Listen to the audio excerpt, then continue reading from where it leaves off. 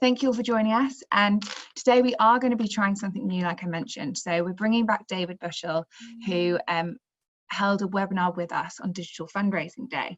And we're bringing him back to showcase the recording again for you all, but then to go deeper into the Q&A. So any of those questions that are burning for you right now in the current climate, we want to kind of answer those and we want to build into those. So David is joining us. He has actually come through, so he can say hello if he wants to before we start the recording, but we will have a live Q&A at the end with David, so bear with us on the recording. Before we do start, I just wanted to give you some announcements of what Charity Digital are doing at the moment. We're really trying to make it so that you are being more digital during this time, and it's so difficult for everyone at the moment, and we want to try and make that as smooth as possible. With that in mind, we're releasing some content. So as I mentioned, this is the content from Digital Fundraising Day. We've started to release that. This is our 5th piece of content that we've released, so you can catch the rest of that on the Charity Digital site. We'll also add it to the resources when we send them out.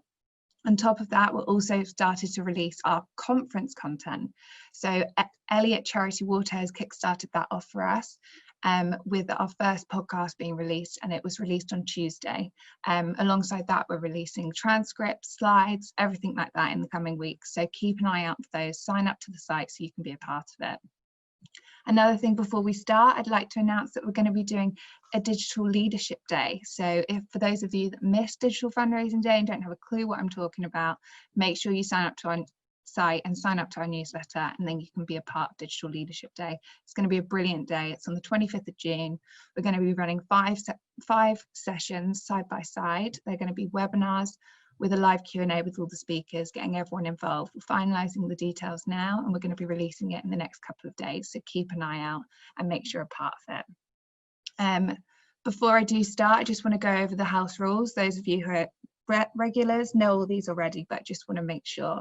For the Q&A, we'll be hosting it at the end, and you can submit your questions by clicking the Q&A button on your screen. So it literally says Q&A, so just click on that and then we'll be able to ask all your questions at the end. David and I are going to run through those. We're also going to be recording the session, so all the recording and slides will be released after the webinar. Give us a couple of days just to catch up, and then we'll be able to send that out to you, along with any resources that David mentioned throughout the webinar. Other than that, if you need anything, just use the chat function and we can be with you, we can help you. Zoe's supporting me today and she'll be able to give you a hand. Now I'll hand over to David. For the next 20 minutes, I'll be taking you through how Google Ads works in a more general sense, talking about the grant, who can use it, who can't use it, what the pros, what the cons are, running through some tips on just how to get started on Google Ads. So let's get started. Just to start with the really kind of the introductory stuff, just some of you may know this, some of you may not, so we'll just start from the beginning for everyone's benefit. But how does Google Ads work? What are the fundamentals? How do you get charged? So you may have heard of the phrase pay-per-click, and that's what Google Ads is. You will only pay when someone actually clicks on your ad. So much like some of the other platforms, it's one of those. I'll show you a screenshot in a sec of a typical Google search results page, but the ads, just in case you don't know that, are the very top listings that Google conveniently places right at the top of the search results, and you'll be ultimately aiming to appear in those sort of top 3 or 4 slots on your chosen search results pages. It's an auction model. That means that whoever pays the most typically would get the highest placement. Now, obviously, within the grant, there's some dynamics to understand, which I'll run into on that, but fundamentally, it is very much whoever is prepared to pay the most per click, with a few caveats, which I'll run into and will come top. And then, in terms of where you appear, that comes down to how you set up your campaigns and what keywords that you put in place to instruct Google to show your ads. So just looking at a very typical search results page, if you were looking to advertise your ad on this keyword, which is sponsor a child, I've highlighted obviously in the big red box the 4 paid ads. These are all advertisers, and then at the very bottom you've got the very top organic listing. So I suspect for most of you, this is all kind of familiar territory, but I didn't want to skip that off just in case it is new for anyone. So in this instance, PlanUK.org have effectively the highest bidder. So they get the top slot. And by virtue of being the top slot, they are getting a slightly bigger ad as well, which can happen. And then you've got ActionAid, World Vision, and Stand By Me, in fourth position. So that's a very typical search results page, an auction, with the auction in full flow. In terms of how it works from a bidding point of view, just to delve into that a bit more, a typical click on Google, it could cost anything. 50p to £2 is what I would say is typical here. But if you're talking big mortgage keywords or super value industries like that, you could be talking 30, 50, £100 per click, as crazy as that sounds. So if you ever want to get one back on your bank, then type in mortgages and click on their app, because that will cost them probably more than they've just charged you. But in the real world, 50p to £2 is quite typical. As I said, whoever bids highest typically goes top. But just moving on to the third point in this slide is this other kind of fly in the ointment called quality score. And this is the caveat. This is very much what prevents anyone from bidding on anything and becoming top. And that means, in other words, you'll need to be relevant to the search that you're bidding on to get that position. If you're not deemed that relevant, then you'll effectively be penalised and you won't get quite the rank that you otherwise would have got.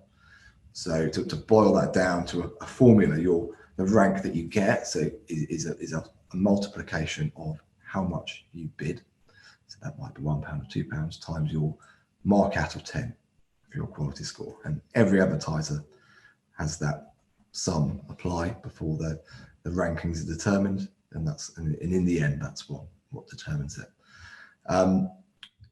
Much like an auction, you'll pay, if you think about eBay, you'll pay 1p more than the next highest ranked advertiser after all this sort of number crunching has been done.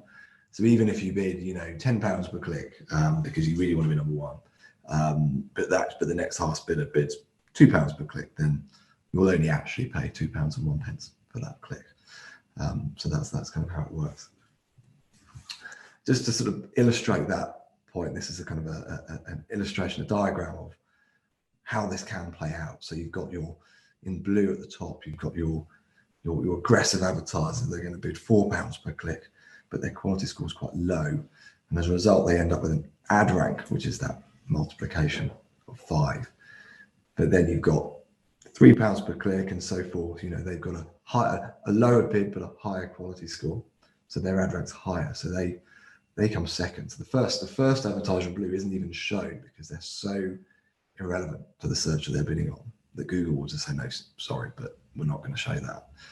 And then you've got your winning bid effectively, which is only £2 per click, but because they've got such a high quality score, they are number one.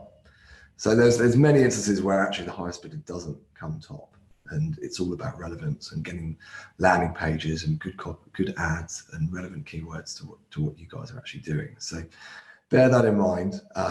It's not always just about the bid, but it helps. So in terms of choosing keywords, it's worth just being aware of the kind of the dynamics here. Now, you can tell Google anything from a very specific instruction to something quite vague. So in real terms, that means an exact match, which you can see in this kind of diagram at the bottom right-hand corner. You might bid on formal shoes, and say only want to appear on that search. Or you could say to Google, I want to appear on any search containing the phrase formal shoes, which is a phrase match, which is that blue box. And then you can zoom out more and say, look, I want to bid on anything containing the words formal and shoes, which is where you put plus formal plus shoes, which is our modified broad. And then you can go, if you just say to Google on the right outer box, formal shoes, it will give Google quite a lot of license to go for similar searches or synonyms, which a lot of advertisers don't feel too comfortable doing. But it's just worth bearing in mind that you don't need to be exhaustive in every keyword that you want to advertise. You can give Google kind of a slightly more rule-based approach through these match types. And there's, in terms of how you implement them, it's all about how it's all about that diagram. If you put square brackets around your keyword, it will limit it to that exact search. If you put in inverted commas, it will phrase it, and the pluses will give you the make sure those words are in it, and then no punctuation at all, and you're giving Google that full license. So that's just a kind of a really basic and top level rundown of how keywords work, and it's quite a fundamental point. And I'd certainly, if you are considering doing a Google Ads campaign, then I'd probably start your kind of learning there, because that's one of the most fundamental errors that we see on accounts that come to us, is that people haven't used these pieces of punctuation, and Google ends up showing their ads in all sorts of places. In terms of measuring success, you would typically, much like any platform, measure a cost per acquisition. That might be a cost per donation, or a cost per per lead or form fill, and that cost per acquisition would be driven by the amount you pay for a click, or the conversion rate that you get from that click to whatever you're aiming to do.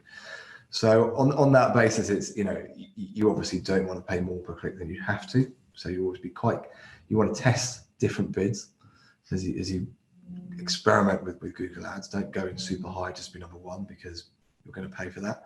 But don't go in too low, because otherwise you might not show at all. So it's just about testing the waters and understanding what bid gets you where, and then obviously about maximizing your conversion rate through a really good ad copy and good website. Moving on to our next slide, we're going to talk about the grants now, which obviously I know is the key theme of this section, and I'm sure you're quite interested in that. So the grants has some limitations that you've got to be aware of, and some just some parameters. So I'll just run through them, and these points come very much from Google's own kind of literature on it. So the first point is you're only allowed to bid on normal text-based search ads. So the grant will not cover banner ads or video advertising or anything like that. It's very much your kind of bread and butter Google search advertising. You will appear below paying like non-grant advertisers, which is a bit of a limitation. All your campaigns must be keyword targeted, which kind of goes with the territory of those text-based limitation, and your maximum cost per click can not be more than $2, which again is quite a limitation on some keywords. You will find that you'll get advertisers who aren't on a grants account. They're self-funding, and they can bid higher than that, and they can appear higher. So that's an absolute maximum cost per click that Google will allow a grants advertiser. On the plus side, you'll get $10,000 US, or you might get 40,000 if you qualify for the Grants Pro.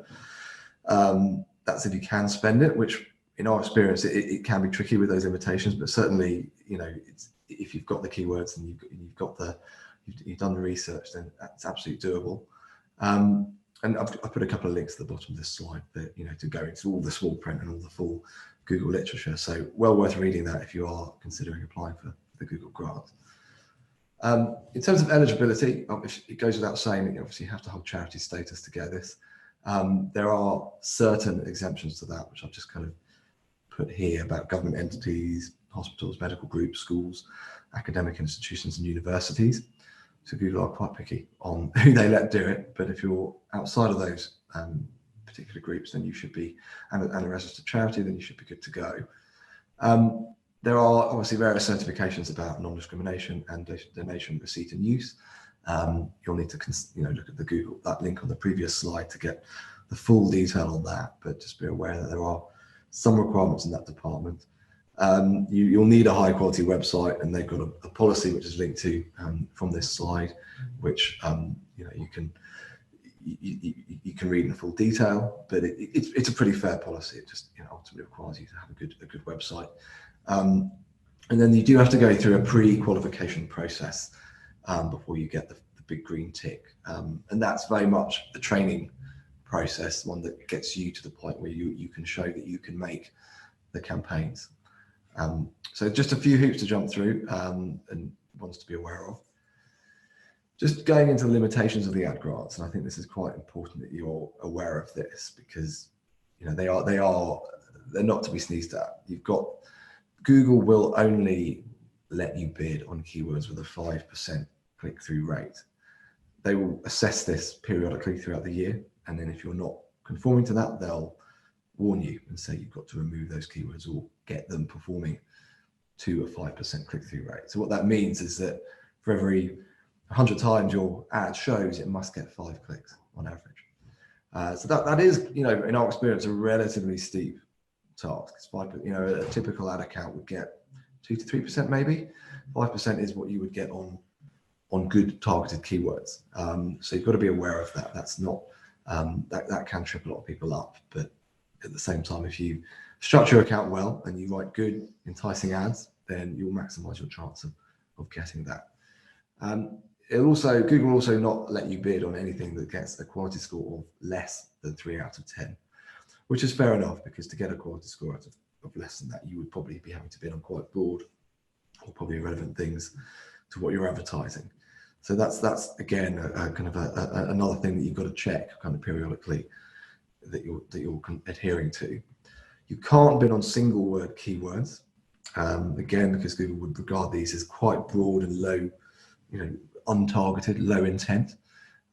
Can be tricky if you're bidding on brand terms, but you know, that is the rule, so just be aware of that.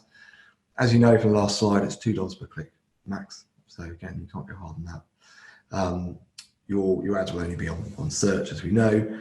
And just a final point on this slide is you may, and it really depends on the funds you've got available, but you may wish to consider a sort of secondary top-up account that is self-funded, just to give you the license to go for those extra bids or those keywords that otherwise wouldn't qualify for the ad grant. It's not something you necessarily would do in the first instance, but if you're seeing some promise from the ad grant, this is a good way, if you can justify it commercially, of course, to open the doors a little bit more and try a few more things. It's quite common for charities to do that, but you know, the grant is obviously plan A. So in terms of, just to leave you with some tips, I know this is very top level in terms of introduction, but just to give you some tips to start with. We would always advise on bidding on high intent keywords. With search, it's all about intent and what people mean, what do they want to do. And the reason we say, high intent is because these will perform best. These are the people who will, sponsor or donate or give or do whatever your objective of the campaign is.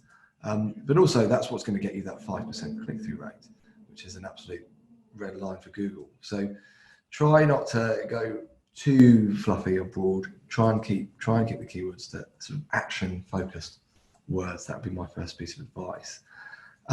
You can bid on some generic, more interest or research-focused keywords that don't kind of have that kind of intent behind them. There's nothing wrong with doing that, but bid low on those because you'll probably find they won't convert that well, and therefore you don't want to bid too high and spend too much of your grant budget on them. So there's a place for these keywords, but just bid low. Start at 20p or 50p rather than the full kind of $2 or sort of 20 cents or 50 cents in this instance, rather than the $2 that Google would max you out on. Set up conversion tracking if you can on the website, so you can actually get a report. Google will give you a report to see how many donations or data captures or sponsorships you've got, where they've come from, which keywords they've come from, which ads they've come from, give you all that vital information to help you grow the campaigns and make good decisions in the future. That can be done via a pretty traditional tracking pixel, and you can get that code off Google. Use a strong call to action in your ads. We do see a lot of campaigns that come onto our desks that don't do this, and it's surprising how much of a difference that just simply telling someone to donate online or telling them it only takes 3 minutes, or it's making it really actionable. That's what the reason that works so well isn't it's A, because it plants that message in people's minds to actually go ahead and do it, but B, it also qualifies your clicks. Remember, it's pay-per-click advertising. So if your ad is focused around the action of donating online, that inherently is going to skew your clicks towards people who do want to do that and away from those who don't. And your budget will therefore be spent in a better way. If you can use a non-grant account to supplement your grant account, remarketing banners is a great thing to do. It's quite a low-cost exercise, typically, and that means in plain English, targeting people who've already visited your website, but perhaps not donated or converted yet, and showing them banners as they navigate other websites. And the cost per click for this sort of activity would be quite low. It'd probably be in the sub 50p, 20p might be a sort of typical figure to expect. So, you could probably run a remarketing campaign for a pretty small budget on top of your main grant account. And similarly, YouTube remarketing, if you do have video content, this is your chance to get your video showing and, in pre-roll format. In other words, just before that video, the main YouTube video that you're trying to watch comes on, your ad would show. And again, those are really cheap costs per view, and just a few pence. So it's a great way to really expand your visibility, reach, or frequency to people who ultimately are your top priority, people who've already visited your website for a very small extra expense. Once you are up and running with your accounts and you've got conversion tracking running, you've got done the above bits, I would recommend managing your bidding through Google's automation. So Google has smart bidding, which is a setting that you can set on your campaigns just to tell Google that maximize my clicks or target a maximum cost per sponsorship or donation, and don't go higher than that. And that's if you're not sort of the type of person to get really close to these campaigns and manage them on a daily basis, which I imagine you probably won't be if you're doing lots of other things, then Google's automation is a very good option to do. They'll keep your campaigns in good health without taking up too much of your time. And then the final point would be just to test different ad copy. Google is not just a lead generation or sponsorship or donation generation platform. It's a research platform. It's a chance for you to test different messages, see what performs best, see what gets the highest click-through rate, and then take that back into your wider kind of messaging strategy. That might, a lot of the big advertisers will test messages on banner ads or search ads just because that, and then use that for their main corporate messaging or their main company or charity messaging. That's going to give you a lot of cheap data to help tell you what people react to best. So ad copy is there to perform, to give you sponsorships, donations, fundraising benefits, but it's also there to give you very, very good research. So yeah, really, my advice would be to really embrace that. Brilliant. Well, thank you, David. That was perfect. It's just what we needed for everyone to kickstart. And honestly, we have got so many questions come in. Keep them coming in. Let's make the most of David. We have him here till 2. David, are you ready for me to introduce you? Hello, yeah, I'm here. I'm lurking in the background. Yeah. Have you managed to grab some food, or do you want some of Lee's lunch too? I'm going to have a late lunch today, but it's fine. I had a big breakfast, so that's good. That is good. Lovely. Well, I think we can start off with the questions. So let's kick start. David, I'm not sure if you're able to, but do you want to turn on your camera? Yeah, sure. Hold on. Let me... Here we are. Hello. There you are. Hello. Name to a face. Hello. Yeah. Thanks for sitting through that. Yeah. By all means, do ask any questions, and I'll do my best. Some of them. Brilliant. We have 17 in the bank so far. Oh wow! Really? Okay. Well, we've got a session ahead. Here we go. Okay. So first one from Holly. If a website is relatively new, does it mean that it will have a low quality score? So even if the content is relevant, does it mean that it's going to get a low quality score because it's not had that many inbound links visitors? Yeah, good question. What happens with quality score with a new? It's more down to the quality score is tied to the keyword technically.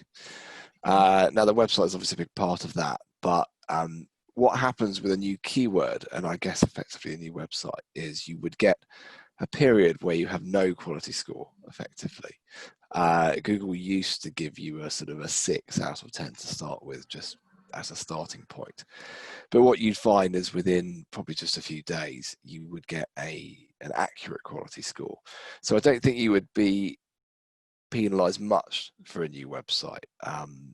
If it was anything, it would only be a few days, but bear in mind it is tied to the keyword. So every time, you add a new keyword, or if you were to change the text of a keyword, that would effectively be like adding a new keyword. You would probably go into a very short period of not having a quality score, which, to be honest, I think is probably the equivalent of having about a 6 out of 10. Okay. I'm a little bit unclear about this, but that's broadly what happens. It kind of links onto the next question that we have as well. And I apologize in advance if I pronounce your name wrong, but this is from Duan. And they are asking if you can, how the quality is determined. So how is that quality score determined, and what factors do they take in consideration? Yeah, again, yeah, really kind of bang on question, really. The quality score is a little bit like SEO in the way it's determined. It's very similar to all the kind of things that you would do to get a good organic ranking. So, you know, that comes down to the content of the landing page, you know, how good and relevant and deep is that, how keyword dense. But bear in mind, quality score is a relevance measurement, and it's determined by ultimately, I guess, three main things. One of them is the click-through rate of your ads. You know, if you're targeting a very niche keyword and then serving them a very relevant ad to that keyword, and then following that up with a very relevant, tightly themed landing page, you will get a good quality score. So the way to improve it is, half of it is the website itself. You know, make sure that you've got a landing page or a set of landing pages that are tightly themed towards the keywords that point to those pages. So that means, you know, titles, having a strong title, doing things like meta information is never a bad thing to do, but I don't think it would change it that much. You know, have good content. So Google, you know, if it's a short page, you're probably not going to get a great quality score from that. You know, but equally, don't feel like you have to write a thesis on it either. You know, just a sort of normal page. You know, if it's generally quite keyword dense, then it will do well. Google doesn't like things like pop-ups and, you know, that kind of thing, so avoid that. But yeah, it's very much about it's about how tightly your keywords are set up to point to relevant landing pages and have relevant ads.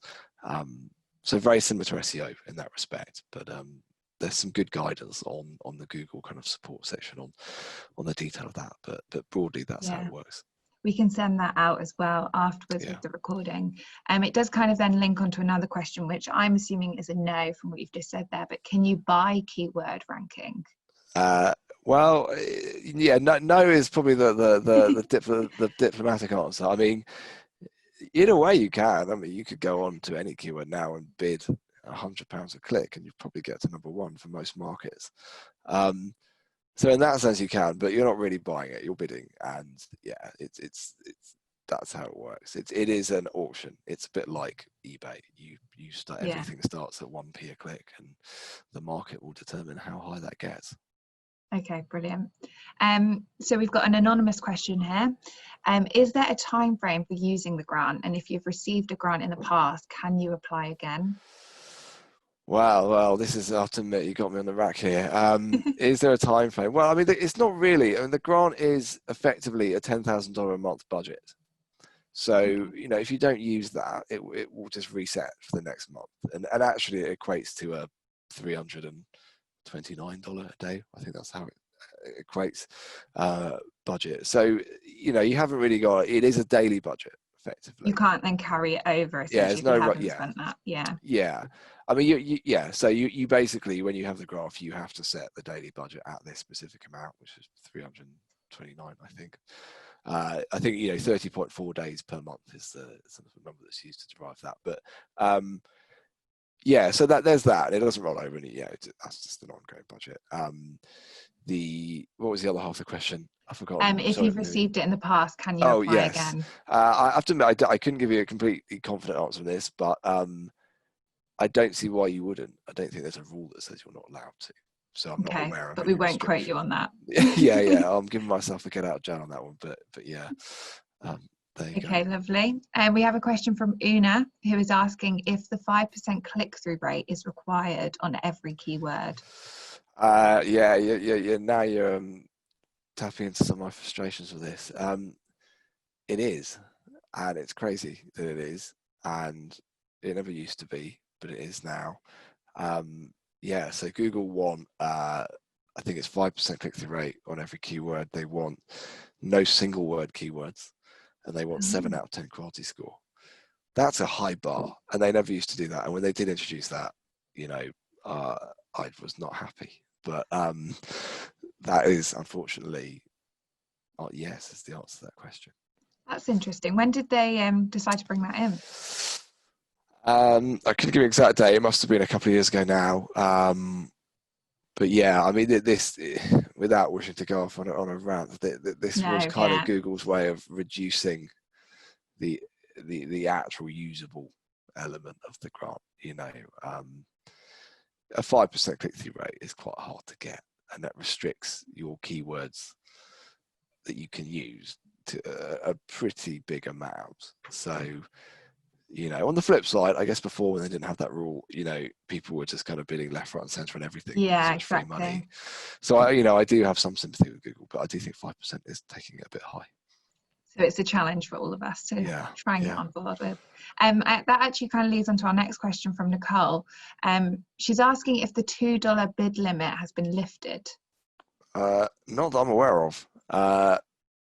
Unless there's, again, I'll stand corrected. I'll have to stand corrected, but as far as I'm aware, that's still there. Okay. And I think, you know, for the simple reason that they don't really want charities mixing in with the wider market of money-making activity for Google. Brilliant. Okay. Next, we've got a question from Katie. She's asking, how complicated is conversion tracking to set up? Not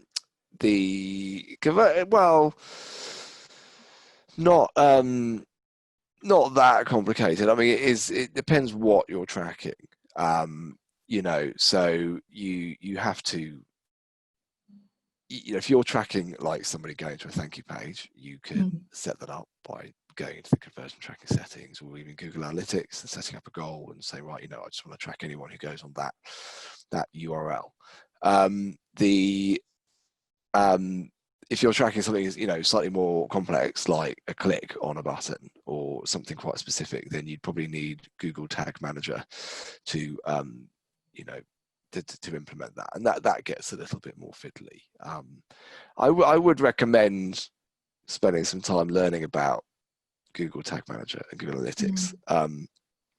It isn't, you know, you are going into a relatively geeky domain, but it's not coding. It is just a load of settings, but it is how, you know, as an agency, it's what we use to, you know, to track all sorts of touch points. So for instance, if someone's got a bog standard contact form, then, you know, obviously you want to track how many people fill that out, but it's also worth tracking how many people see it, how many people click on the fields, and give you measurements of, you know, have you got a problem with people filling out that form, you know. So Google Tag Manager is definitely the direction you want to sort of research in to find that out. So yeah. Brilliant. Is there any good resource that we can send out that helps people in like the setting up the conversion tracking and everything like that you can advise on? I mean, Google Support Center is always the place I'd say for these sorts of things. Yeah. There are some great resources, like WordStream is a good blog.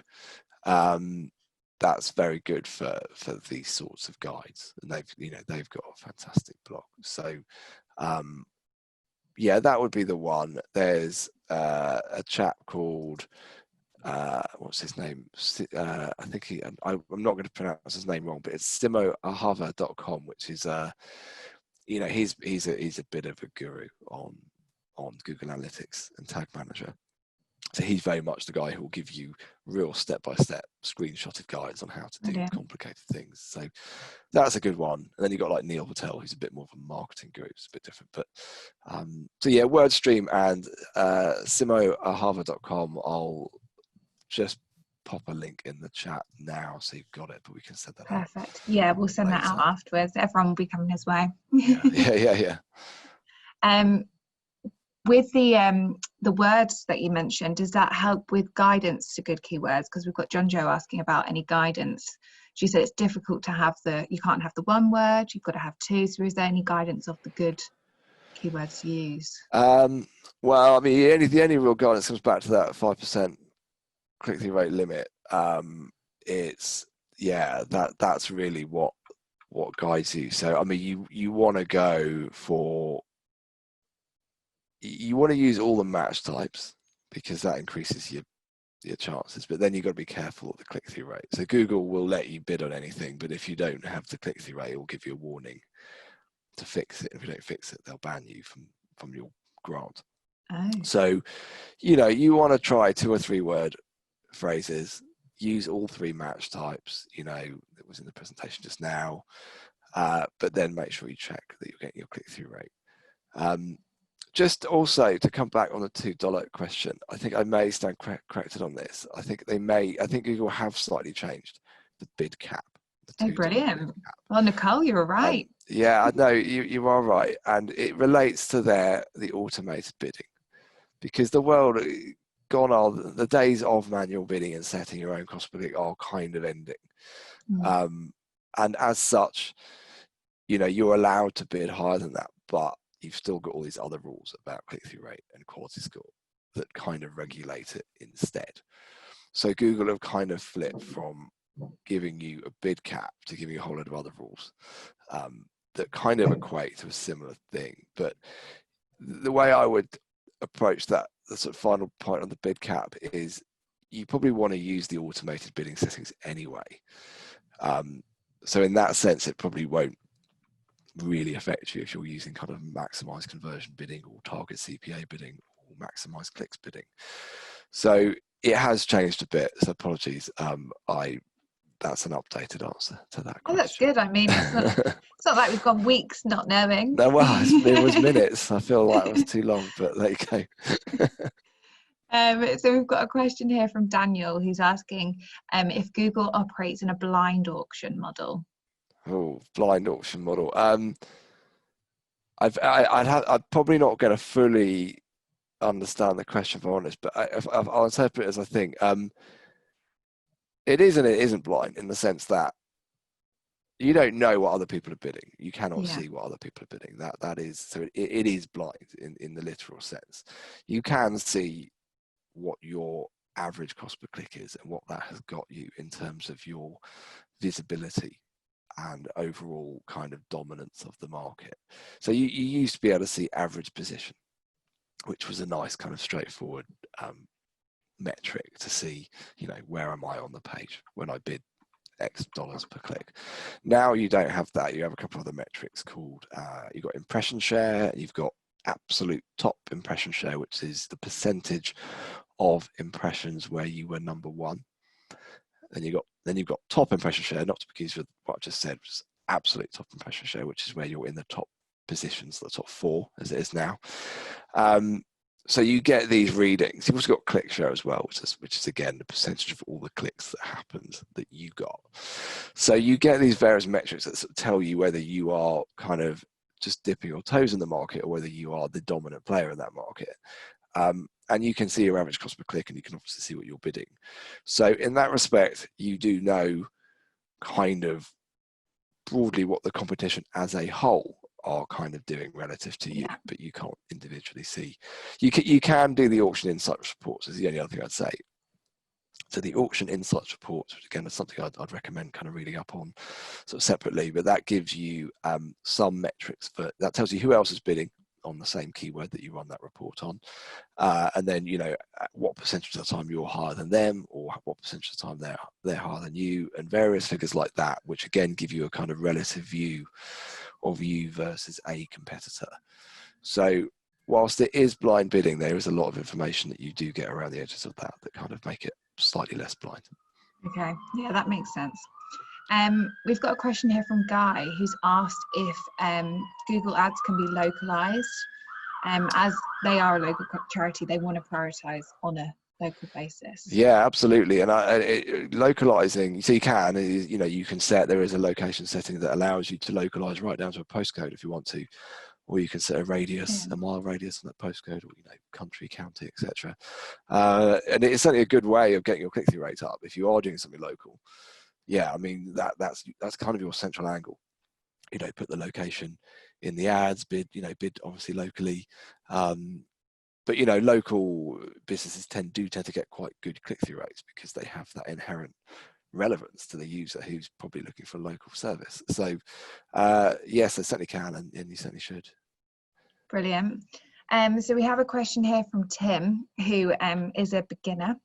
And he said, do many beginners actually make it work? Trying to get a feel for the importance of using an agency specialist or learning how to do it myself. He's trying to balance it, figure out what he wants to do. But it kind of, yeah, I mean, it kind of depends. I mean, it is obviously I'm completely biased. I'm from the agency side, so obviously I'm going to say, yeah, no, you need an agency. You need me. No one can ever do it other than an agency. But no, look, you can do it, but you've got to be. It's about time. I mean, it's nothing that we do that no one else can do. We're not sort of some sort of superior beings. We're just people who've got time to look at spreadsheets and crunch data. So if you are a kind of a spreadsheety stats kind of person who obsesses over a fantasy football team, then you probably are going to be quite good at Google Ads, because it is all about it is a stats numbers game. If you're not that sort of person, then it's probably less likely that you'll succeed. But so it comes down to your kind of who you are and what your kind of skill sets are and what your interests are. In terms of getting an agency, it really comes down to how much what the upside of doing that agency is. If you're if it's a relatively small thing, then the overhead of having an agency probably won't pay for itself. If it's if it's a much bigger thing, then it will. So there's lots of factors that go into it, but in terms of how successful you'll be if you do it yourself, it will come down to how comfortable you are with spreadsheets and stats and looking at graphs and trying to understand the correlations and segmenting data. So it's obviously we only work with clients who need agencies. That's kind of inherent in the business model, but there are people who do it themselves. I've worked with clients who are very adept at this kind of stuff. So there's no kind of straight answer, I'm afraid. No right or wrong. Yeah, it's just, I think you're right in saying though that it does come down to resourcing hours, and if you are able to spend that time to get to know it and everything like that, then run with it. But if not, then look at an agency. Definitely. Another newbie question from Francis. How much difference does it make to integrate Google Ads with Google Analytics? I mean, I would definitely recommend doing it. I think it makes a good impact. The benefits of doing it are kind of twofold. You can set up goals a lot more easily in Google Analytics, which I tend to, we as an agency tend to use Google Analytics goals as our conversions in Google Ads. So we set them up in Google Analytics, and then you import them into Google Ads using the conversions tool. And that just means you've kind of got a centralized measurement approach where all the goals are in analytics, and that's where they are, and you use them ads, use them in analytics. Yeah, do they all feed back into each other? Yeah, exactly. It all comes straight from the same place. And you've got, so it gives you that, and it gives you the obviously ability to go into analytics and look under the hood at things like bounce rates or pages per visit, which are metrics that you won't find in Google Ads. So, Google Analytics is very much sort of a more advanced extension of the data that Google Ads would give you. Yeah. So I'd absolutely recommend linking them up. It's only a couple of clicks to do it, really. And also it just gives you the ability to be in analytics and look at your Google Ads data in one place as well. So it's only positives, really, but definitely worth doing. It's a way to, again, understand what you're actually putting out and everything like that. What is working, what isn't. For sure. Yeah, exactly. It lets you benchmark things against other channels you might be doing. Yeah. So yeah, definitely recommend it. Lovely. Okay, and then we've got another question from Daniel. Is there a way of working out your quality score that Google assigns you? Well, yeah, it's a good one. So this is another classic yes and no. Yes is that quality score is visible per keyword.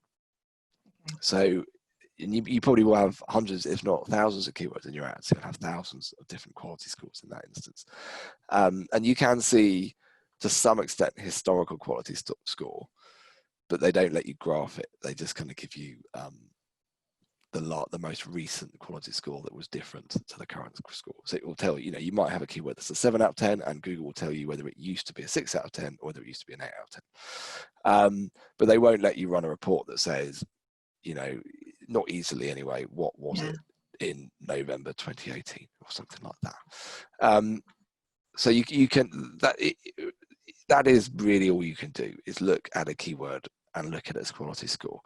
Now, there are tools out there that we use and agencies use that kind of amalgamate all the keyword data and then weight it against the impressions that these keywords have got to give you an ongoing account quality score or a campaign level quality score. But you know, you're in the realms of sort of third-party tools and kind of quite, even for an agency, getting quite deep into the data. So if you really want to do it, it's possible, and I'd happily show you how to do it. If you know, we can take that offline, but out of the box on a keyword level only. Brilliant. Okay, thank you. We'll share your details at the end then. So we've got a message here from Una saying, how specific do keywords need to be?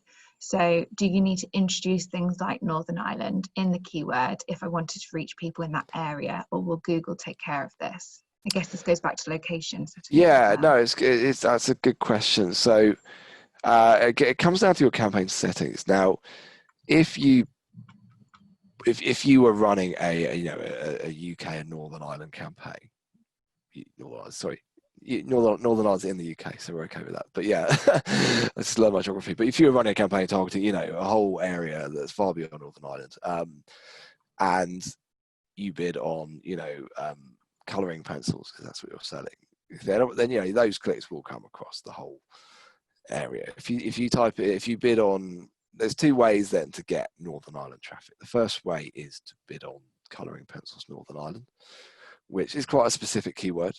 Not that many people probably search for that. The other way is to run a Northern Ireland campaign that limits the geographic targeting to Northern Ireland, you know, and it will use IP addresses and GPS and that kind of stuff to do that. So the best way to geographically limit your campaigns is purely in the location settings. Google will try and be a bit clever if you bid on a keyword like colouring pencils Northern Ireland. You know, it will try and target people with that and be a bit clever and cut some corners to try and get you the right clicks. But in terms of what you can do to control it, it's very much about the location settings. Brilliant. Okay, yeah, that makes sense. And we've got another question here, and if you want to take it offline, that's absolutely fine. But it's a question about GDPR and if it has impacted the effectiveness of reach and remarketing campaigns. Yeah, well, everyone was a bit worried about this when it happened. It hasn't really, to be honest. I think every couple of years you get a cookie law that comes along. We had the other one. There was a few years before that, and you know there was a lot written. So this is the end. There's no tracking anymore. We can't market properly. It hasn't basically. There's various reasons for that. I guess there's probably two that spring to mind. One is that Google are very subtly moving away from the cookie as the sort of mechanism to do this, and moving more into the login. So there's a lot of people who are logged into Google via their Gmail or their browser, and more than enough people to make a sample to get a good measurement of what keyword, how many conversions you've got or something like that. Yeah. So that's one reason, is that we're just simply not dependent on cookies as much as we used to be. I think the other reason is simply that it hasn't actually been quite as intrusive as people thought it would be. Obviously, you get all these slightly annoying cookie messages that come up now every time you go on a website. You know, is that okay? And you know, you'll notice most of those messages are constructed in a way that takes GDPR to its absolute limits and sort of says, you know, do you mind? Yes or no. And actually, if you do mind, you've got to kind of go click this way. You know, you've got to go through a little maze. So when it launched, everyone was a bit unsure as to what you do. But what seems to have happened is everyone's basically just forcing you to say okay or take more time. So basically it hasn't had that much impact in the end. That's good. Okay. A question here from Lee. Lee's been given the Google grants but can't seem to link that to the ads account. How can you recommend they do that? Well, I would normally say call up Google support, but Google support will not talk to you at the moment because of coronavirus. They do have a live chat, and you know, it's one that I have to sort of pass off to them really. If you, I'll try and post a URL in, but I would suggest the quickest way of getting from A to B on that would be the live chat, and I'm not sure. I have to admit, I've been ages since I've linked one directly myself. Normally like it's been done before I sort of get there, but I'm sure the live chat guys will be able to sort that out. Yeah, definitely. Live chats are normally quite good at the moment, and I think because everyone's remote, it's much easier than the phone to get through. Yeah, I'll just pop it in the chat now. Lovely, thank you. Yeah, and we'll share that as well at the end. So hopefully that helps you, Lee. A question from Emma.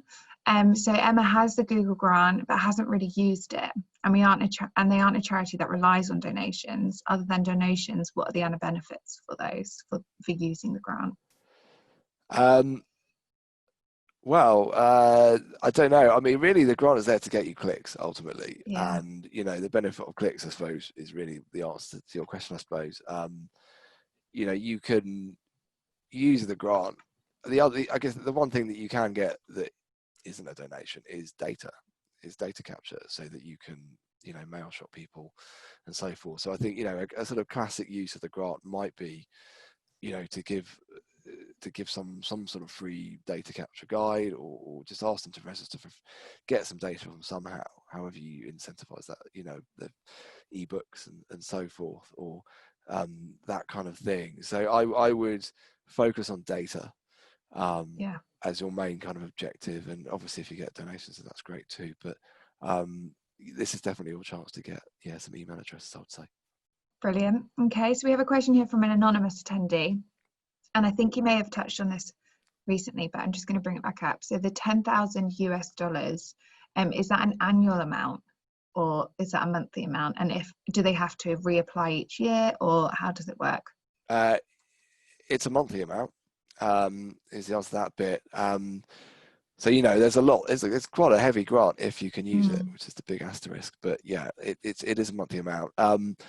In terms of reapplying, I'm not aware that you have to reapply. I think once you've got it, and as long as you stay compliant, then you will keep it. And obviously the challenge is staying compliant, making sure you've got your click-through rates and your quality scores up, and of course that there are other much more essential elements that you need to do as a charity to stay compliant. But I'm not aware of any reapplication requirement. I think that it just rolls on as long as you're compliant. Brilliant. Okay, this kind of then leads on to Jonathan's question, but I think now we've clarified that it's a monthly allowance. This may not be a question anymore, but if you were to exceed the grant, would you need to top it up in order to keep bidding? I guess we kind of just to sort of round that off, it's you can't exceed the grant basically. If you were, it's a daily budget, so on that basis, it's the only thing you could do is spend a given day's budget very quickly, and in which case your ads will stop showing for the rest of that day. But then tomorrow's another day and it would start again. So midnight every day you get a new budget of $329 or whatever it is for the next day. Okay, brilliant. We have a question here from Simon. So Simon's charity used to have the ad grant, but it was revoked because they breached the requirements. They tried to rectify it, but whatever they did, it didn't seem to make any difference. He's gone on to ask, what is the biggest pitfall you see charities making when they're implementing their grants, and what can they avoid? Because I think he's not quite sure what went wrong. Well, I mean, this is kind of links a few questions together, because it was asked earlier, do you need an agency or can you do it yourself? And the biggest pitfall is all these rules that Google have set, which is all the ability to check it. So as an agency, we can go in and quite easily look at the entire keyword list and weed out anything that's less than a 7 out of 10 in quality score and pause it, which is what Google would insist we do if it went on for more than 2 months. And likewise, we can keep an eye on the click-through rate and pause that. Now, I think the way a lot of people probably play this is that in reality, are you going to do that all the time? Probably not unless you're very actively managing it yourself, or So what I think, you do get a warning, and I guess the most time efficient way is to be very much on top of that warning and know how to check all your click-through rates and your quality scores, and just understand the rules, which are complicated, as best as you can, and then react quickly when you get a warning, and then Google will say, okay, that's fine. Oh, that's good. So they give you like a step to yeah, say, you got this is what 2 you've done months, wrong. I think, to do that. But it's, and you could, with a click-through rate, for instance, you might have a keyword that's got like a 4.9% click-through rate, and 5% is the rule. Now, just because you're not at 5 doesn't mean you necessarily have to turn it off. You could roll the dice a bit and run a new piece of ad copy to get that click-through rate up. Now you've got 2 months to do it, so you've got to be on top of that. And yeah, once Google suspend your account, you're then in the clutches of their support nightmare. So the biggest pitfall is the rules and the complexity of them, particularly with things like quality score, which are not by any means beginner kind of things that you would instantly see. So I would have thought Google must have a lot of charities that get suspended for these reasons, and they must have a lot of support to deal with. And that is it. So I think if you are going to do it, you do need to sort of get a basic to intermediate level of training, so that you're comfortable with those metrics, basically.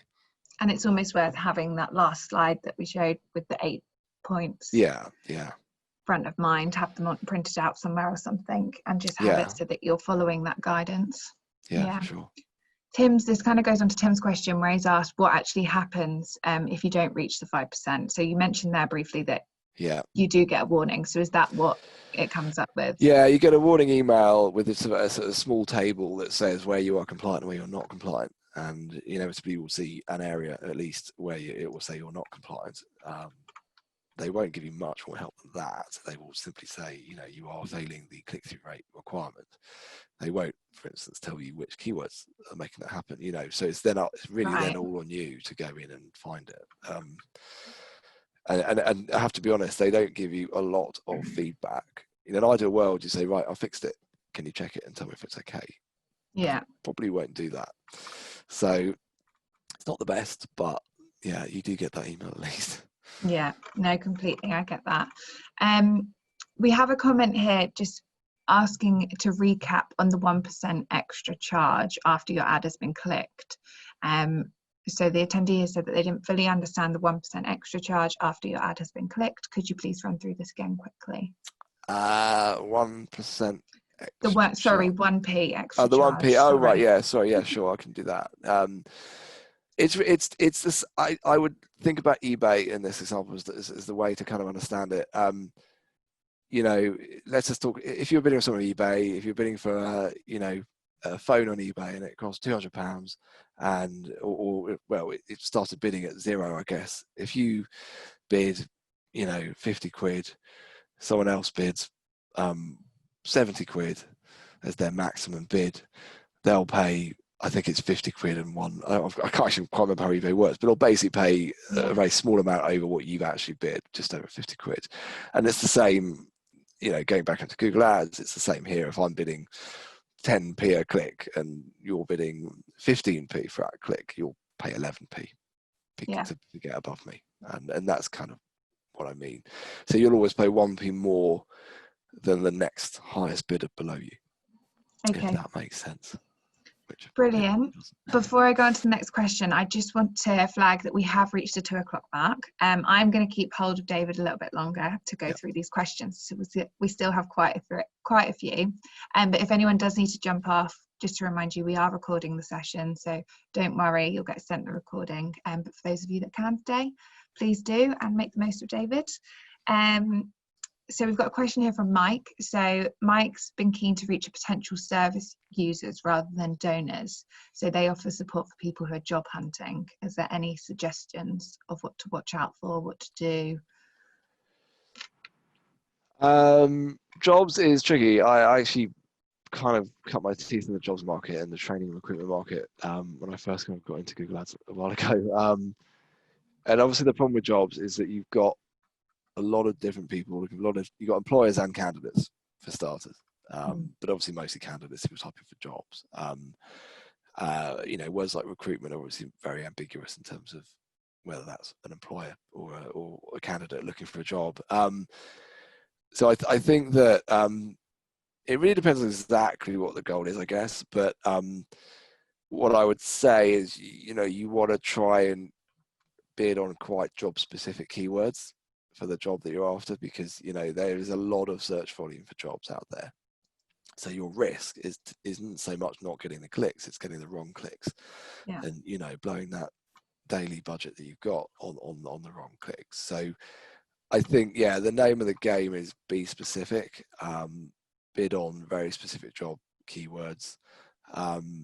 Without knowing that much more, I wouldn't. It's hard to say beyond that, but it definitely, from our experience, if you are going to go into that sort of bidding, it's all about being as job specific as you can, because that tends to be where you'll get better click-through rate that way, for starters, if you can have a relevant ad to a relevant job and relevant landing page for quality score. So that would be my kind of advice on that. Yeah, that makes sense. And I think, like you said, you don't want to get the wrong clicks. So it's just being careful with the words that you do choose. I've got a question here from Lee, who's quite similar, so it'll probably be a similar answer, but it's on a different kind of topic. So running a campaign around products like a raffle or a lottery. He wants to know if gambling rules prohibit that. Yeah, I mean, there are some rules on this. I don't know the exact rules on raffles and lotteries. Well, I do know with lotteries, you wouldn't be able to do a lottery that easily. You would need. I did once do the marketing for the postcode lottery, and you do need gambling commission authority to do that. So I mean, raffles, I don't know. Obviously, raffles are a slightly different ball game. But my guess is you would run into difficulty. I would, without knowing the exact nature of it, I think that what I would assume is that you'll probably need gambling commission. You'll need to be approved and regulated. It's gambling is just one of those areas where Google doesn't take any prisoners, really. So you can bid on it, but only, I've done various gambling clients in the past, and they're all very much subject to regulation and approved advertisers, that kind of thing. That makes sense. It does make sense. Lovely. Okay, a question from another Lee. How do you use the money from Google Ad grants to? Oh, it's gone. 1 second. I've lost it. Sorry, Lee. I'll come back to your question. I've lost it, but it'll come back to it. Maria, can community interest companies apply for this grant? Oh, you got me on that. That is a technical question, which is beyond my knowledge. I'm not aware of them. There are certain, like, governmental and hospitals and things like that, and I think education as well, where you're not allowed. I know they're excluded. I'm not aware of that being community interest being excluded, but it might. I guess it could come under one of those categories. I wouldn't know specifically, but certainly the closer you get towards government, the more likely you are to be excluded, I think. Okay. Kind of rule, but I couldn't tell you specifically, I'm afraid. That's okay. So I've got the question back for Lee. So how do you use the money from Google Ad grants into your Google Ads account, or do you have to set up a whole new account? It does need to be a dedicated account, so you can't kind of mix your own kind of money with the grant, or company money, with the grant.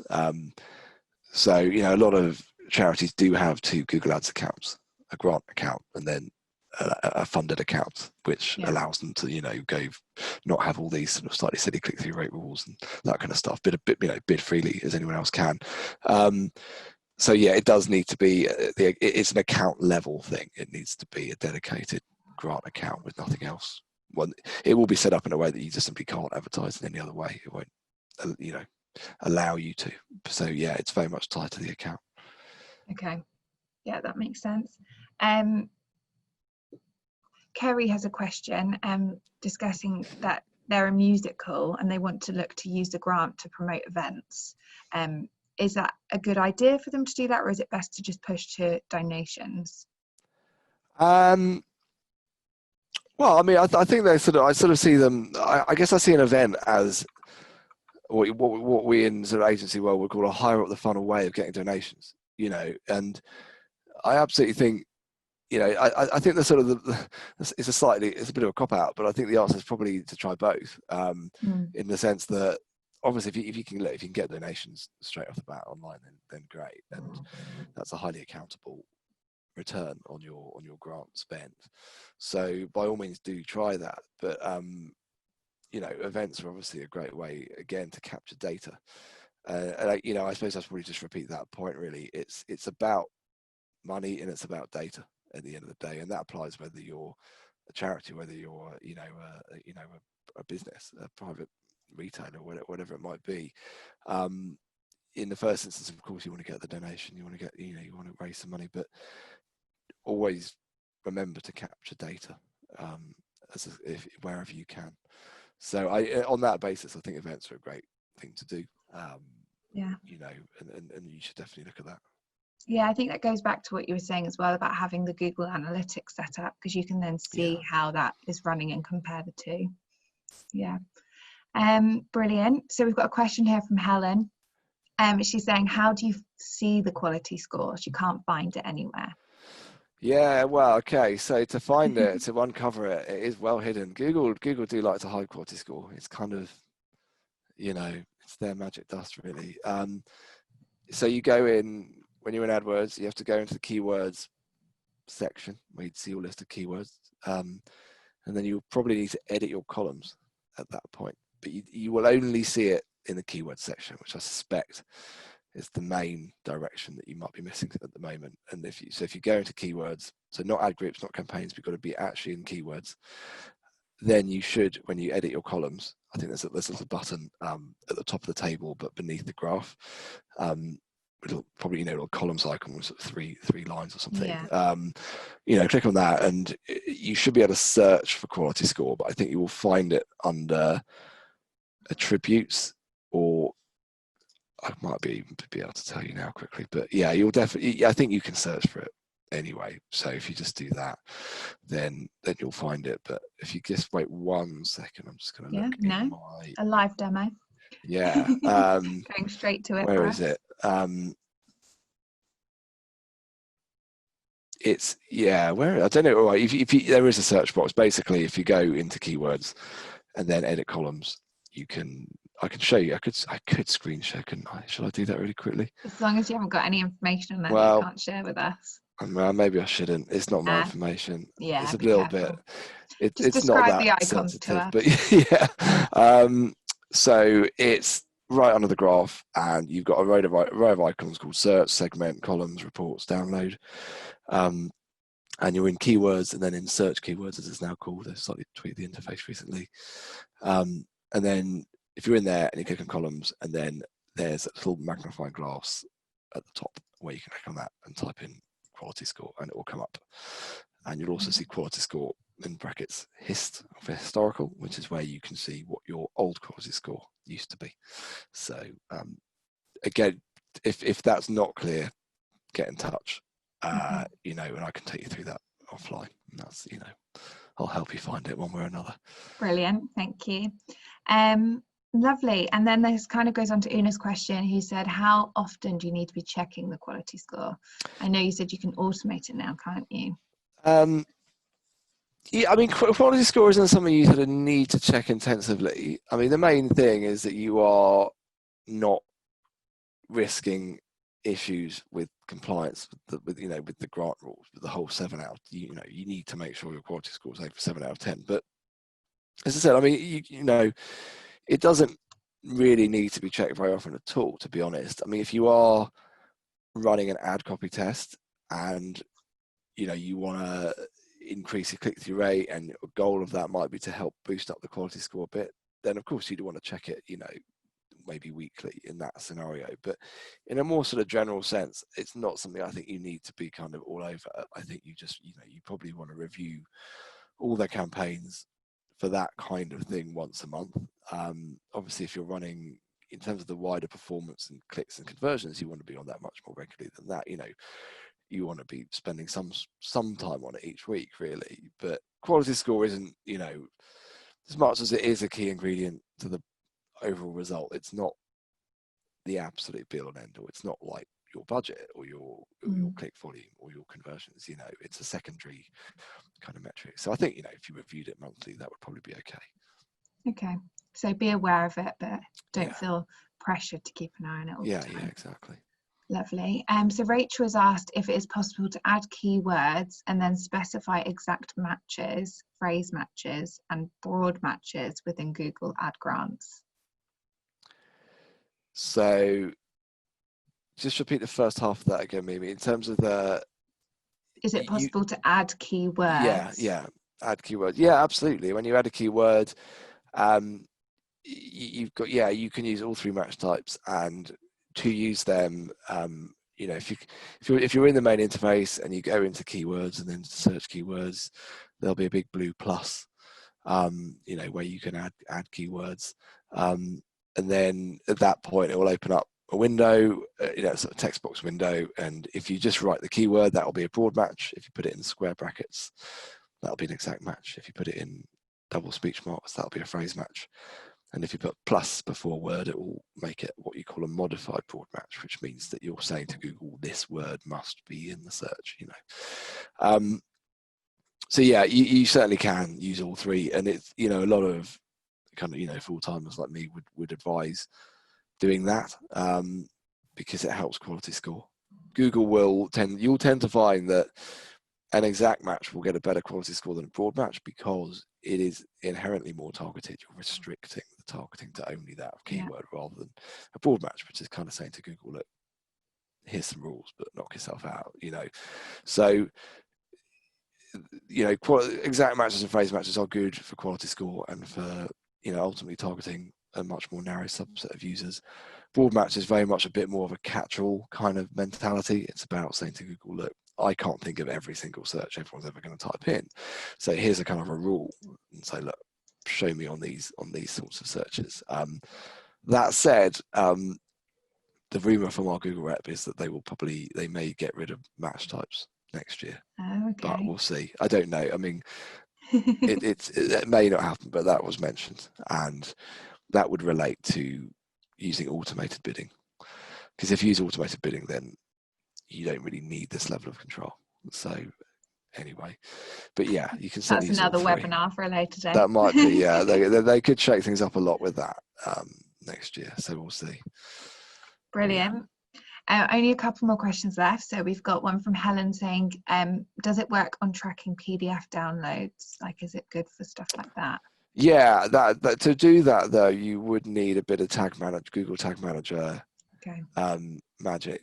So you would need to set up your Google Analytics tag, or even AdWords tag. But you would set up your Google Analytics tag in Tag Manager, and you would set up event tracking in Tag Manager, which would allow you to track when someone downloads a PDF. So the reason it's a bit fiddly is because a PDF isn't a web page, and if it's not a web page, then it doesn't track normally.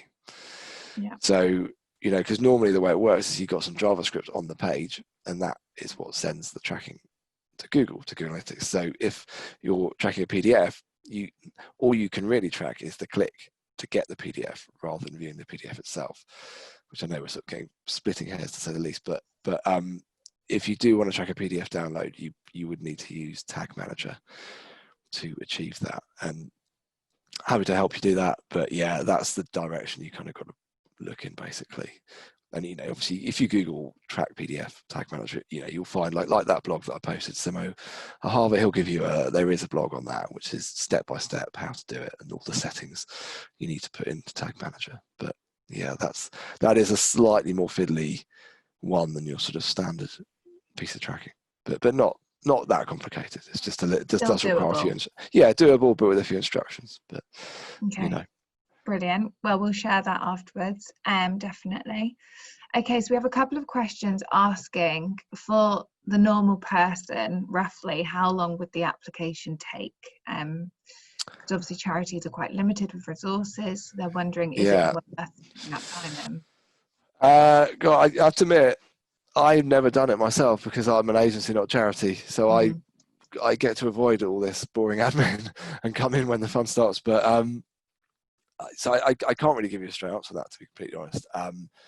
I would imagine it's not instant, but knowing these things. But at the same time, Google do tend to make these things quite efficient. So I wouldn't fear it, but I wouldn't. Yeah. I would set your expectations somewhere in the middle, probably. But Yeah, I have to dedicate some admit, time to it. But yeah. So sorry, I can't really give you a great answer on that, but maybe it's possible that one or the other, someone else in the chat room might have better experience than yeah, I do. that's true. If anyone does have any advice, pop it in the chat, and we can take it offline as well.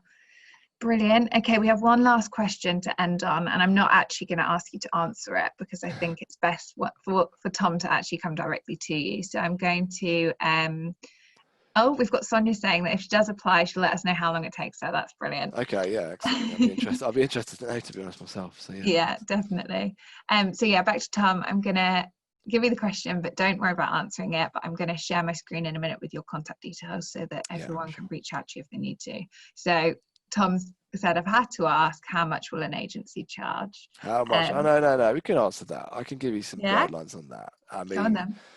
I mean, it will vary on how big the job is, obviously. But you know, a small, if you've got you know, an ad spend grant or otherwise that is in the hundreds, then you know, an agency isn't going to charge you much. They'll charge you 300 quid a month maybe for that sort of ballpark. I think when you go under that, you can get anything for anything, but I would say if you go under that, you'd be questioning the amount of time you'd get for less than that.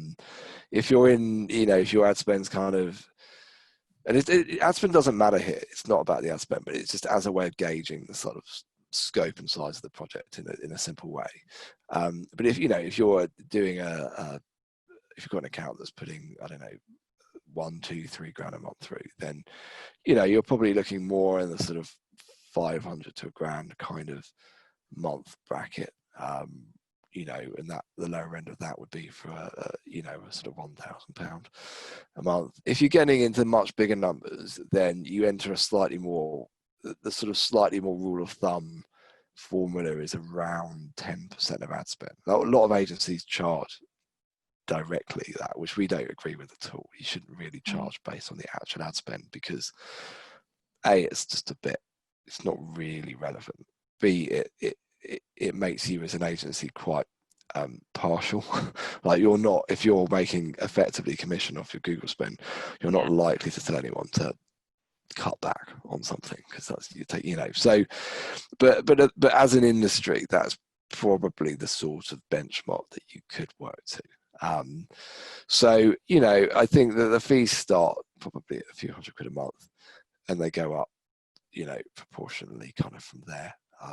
You know, obviously really big clients go into the thousands, but a sort of a typical ballpark kind of figure would, for I would have thought for most charities, would be around the 500 quid a month sort of mark. That would feel quite normal. So yeah, if that gives you a sense. You know, if they're going much over that, they're probably being expensive unless you're spending a huge amount of money and doing a lot of things. If they're sort of coming in at sort of 100 quid a month or something really low like that, then you'd have to question how much time you're going to get for that and whether such a low investment of time is justified for what the rest of the money you're spending, or otherwise. So, you know, the right amount is in that kind of figure. So yeah, that's that. You know, happy to answer that, but no, I think it gives you an idea. Thank you for answering that.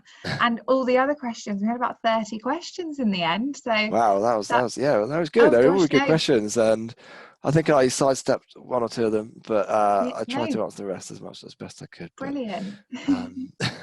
If anyone does feel, I'll share my screen now so everyone can see. If anyone does feel that they want to reach out to David Moore, then details are on the screen now, and you can get in contact and have a chat. Yeah, promise to. But thank you so much for getting in contact with us and doing this with us. It was a quick turnaround for David, so really appreciate it. No, it's always a pleasure. And I thought it was good questions, and obviously questions from people who've already looked quite closely at Google Ads and clearly quite involved in it. So it's good fun. Brilliant. Okay, well, that is all the time that we'll steal from you today, everyone. Thank you so much for joining us and sticking with us. Coming up, we've got our Digital Ethics podcast release, which is going out next Tuesday. And then, as I mentioned, we've also got our conference releases, which are going out every fortnight. So keep an eye on those and get the 25th of June in your diary if it's not already. Thank you all again, and speak to you soon. Thanks, Mimi. Cheers. Thanks. Bye. All right. Bye.